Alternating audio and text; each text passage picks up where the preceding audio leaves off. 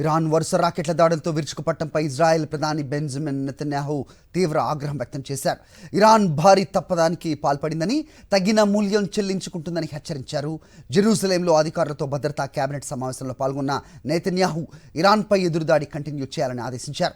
ప్రపంచంలోనే అత్యంత అధునాతన ఎయిర్ డిఫెన్స్ వ్యవస్థతో ఇరాన్ దాడులను అడ్డుకుంటున్నామన్నారు. అండగా నిలిచిన అమెరికాకు నెతన్యాహు ధన్యవాదాలు తెలిపారు. ఇరాన్ కీలుబొమ్మలను తాము ఒక్కొక్కటిగా పెకిలించి వేస్తున్నామని, తమ దేశాన్ని ప్రజలను రక్షించుకోవడానికి ఎంత దూరమైనా వెళ్తామని ప్రకటించారు. ఇరాన్ దాడులను అమెరికా తీవ్రంగా తప్పుపట్టింది.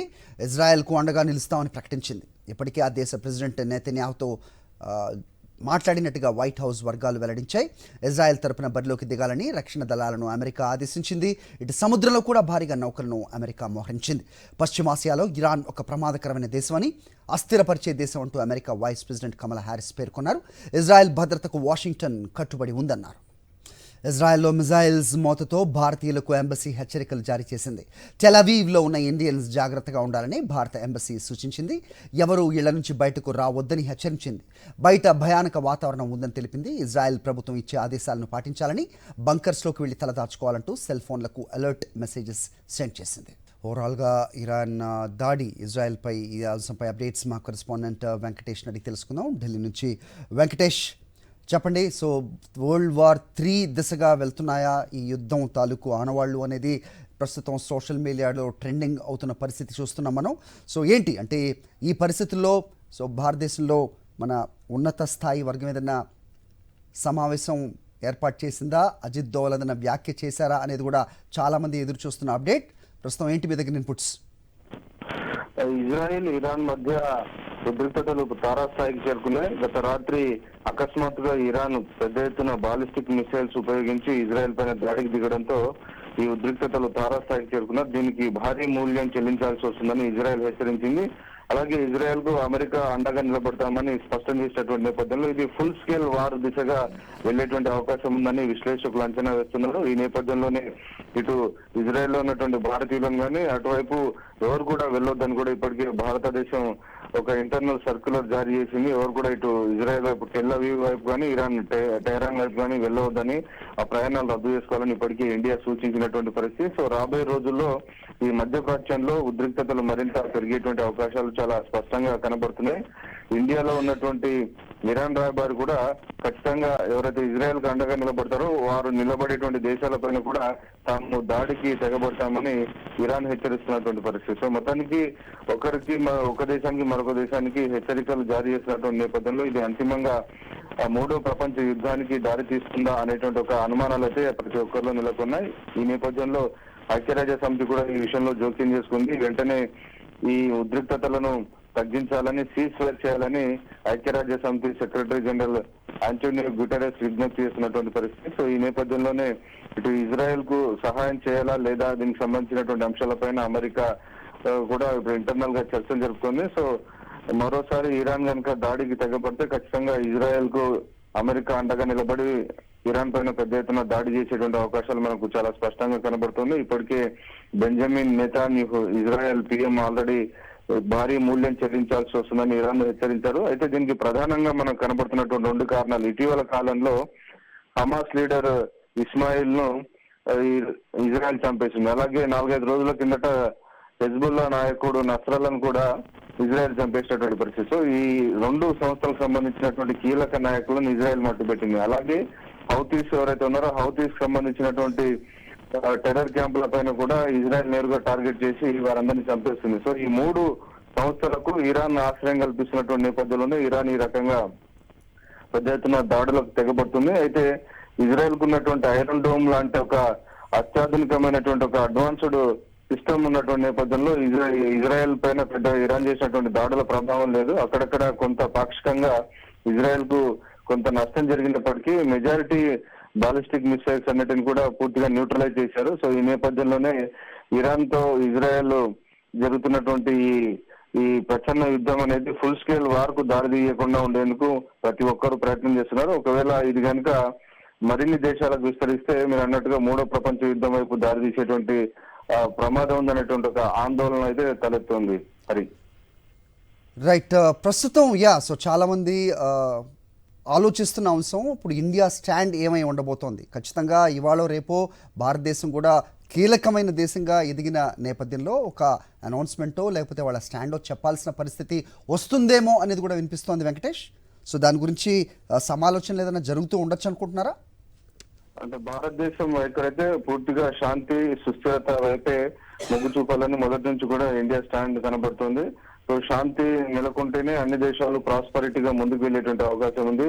ఈ మధ్యప్రాచ్యంలో ఉన్నటువంటి ప్రధానంగా ఇవన్నీ చమురు ఉత్పత్తి చేసేటువంటి దేశాలు. సో ఈ మిడిల్ ఈస్ట్ లో ఉన్నటువంటి కంట్రీస్ లో ఏదైనా ఇటువంటి వార్ లాంటి ఎస్కలేషన్ పరిస్థితి ఉంటే ఖచ్చితంగా దాని ఇంపాక్ట్ మన దేశం పైన పడుతుంది. చమురు ధరలు పెరుగుతాయి, ముడి చమురు ధరలు పెరుగుతాయి. దాని కారణంగా మన దేశంలో కూడా నిత్యావసర వస్తువులు ధరలు పెరిగేటువంటి అవకాశం ఉంది. కాబట్టి వీలైనంత వరకు ఈ దేశాల మధ్య ఉద్రిక్తతను తగ్గించే దిశగా భారత్ చర్యలు తీసుకునేటువంటి అవకాశం ఉంది. సో రెండు దేశాలతో కూడా భారత్ కు సత్సంబంధాలు ఉన్నాయి, ఇరాన్ తో గానీ అలాగే ఇటు ఇజ్రాయెల్ తో గానీ. ఇజ్రాయెల్ తో ఇంకా 2 అడుగులు ముందేసి ఇజ్రాయెల్ తో మరింత సత్సంబంధాలను ఇండియా కోరుకుంటున్నటువంటి పరిస్థితి. ప్రధానంగా అక్కడ ఉన్నటువంటి అడ్వాన్స్డ్ డిఫెన్స్ సిస్టమ్ ఉన్నటువంటి నేపథ్యంలో అనేక భద్రతాపరమైనటువంటి అంశాల్లో ఇజ్రాయెల్ తో భారత్ కు చాలా సన్నిహితమైనటువంటి సంబంధాలు ఉన్నాయి.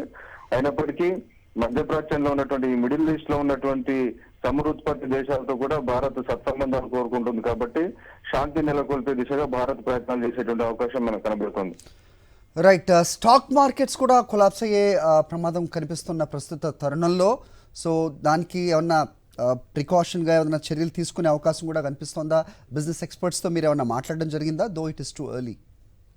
అంటే ప్రధానంగా అమెరికా అధ్యక్షుడు జో బైడెన్ మాత్రం క్లియర్ గా చెప్పారు, ఇటు ఇజ్రాయెల్ గానీ ఇటు ఇరాన్ గానీ డీఎస్కలేషన్ చేయాలని విజ్ఞప్తి చేస్తున్నారు. అలాగే ఐక్యరాజ్య సమితి కూడా ఈ మొత్తం వారంతా నెలకొన్నటువంటి ప్రస్తుత పరిస్థితులను కూడా డీఎస్కలేట్ చేయండి, దాని ఉద్రిక్తతలు పెంచొద్దని విజ్ఞప్తి చేస్తున్నటువంటి పరిస్థితి. అయితే రాత్రి జరిగినటువంటి దాడితో ఇజ్రాయెల్ ఒక్కసారిగా తీవ్రమైనటువంటి హెచ్చరికలు జారీ చేసింది. సో భారీ మూల్యం చెల్లించాల్సి వస్తుందని చెప్పినటువంటి నేపథ్యంలో ఎక్కడ ఇజ్రాయెల్ దాడి చేస్తుందనేటువంటి ఒక ఆందోళన మాత్రం డెఫినెట్ గా నెలకొంది.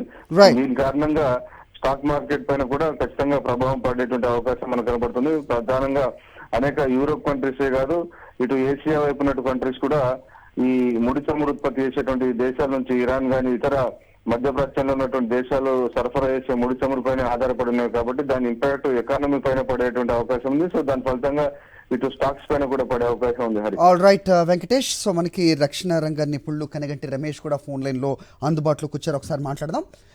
రమేష్ గారు నమస్తే. నమస్తే. So how are you sir? So ఏదైతే భయపడుతూ వస్తున్నాయో ప్రపంచంలో చాలా దేశాలు, అదే ప్రస్తుతం జరుగుతున్న పరిణామం మనం చూస్తున్నాం. సో ఇరాన్ డైరెక్ట్గా ఇజ్రాయెల్పై ఇది సెకండ్ టైం ఈ సంవత్సరమే ఏప్రిల్లో దాడి చేసింది. ప్రస్తుతం 110కి పైగా బ్యాలిస్టిక్ క్షిపణులతో దాడి చేసిన ప్రస్తుత పరిస్థితి. సో ఏమై ఉండబోతున్నాయి అగ్రరాజ్యాల స్టాండ్స్? ది ఇంపాక్ట్ ఎక్కడి వరకు వెళ్లే ప్రమాదం ఉంది?